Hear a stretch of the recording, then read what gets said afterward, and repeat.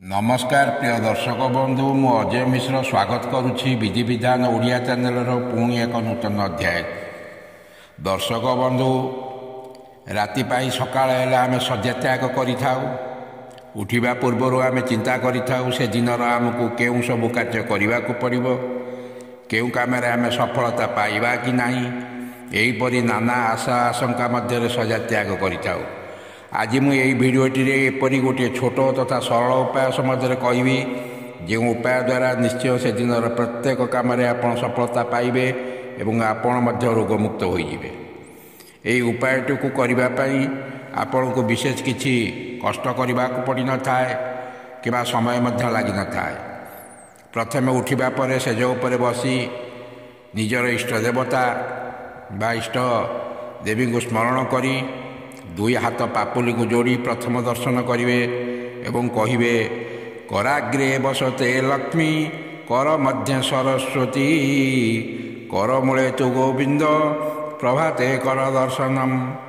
कराग्रे बसते लक्ष्मी कर मध्य सरस्वती कर मूले तु गोविंद प्रभाते कर दर्शनम। तापर निजर डाण हाथ पापुली को दुई नाकपुड़ा मझिरे रखी निश्वास छाड़े, देखिए केउ नाकपुड़ा दे निश्वास पदा को बाहरुची, डाण नाकपुड़ा कि बाम नाकपुड़ा यह प्रति 48 मिनट परिवर्तन होता है। जो नाकपुड़ा दे निश्वास छाड़ुवे से दिन से ही पाद को प्रथमे भूमि उपरे पकाई यही मंत्रटी को पाठ करेंगे। समुद्र बसने देवी पर्वत स्तन मंडल विष्णु पत्नी नमस्तुभ्यं पादस्पर्शं क्षमस्व में। देखिए से दिन जो सब कम आपण हाथ देवे से कम आपण 101% सफलता निश्चय पाइबे।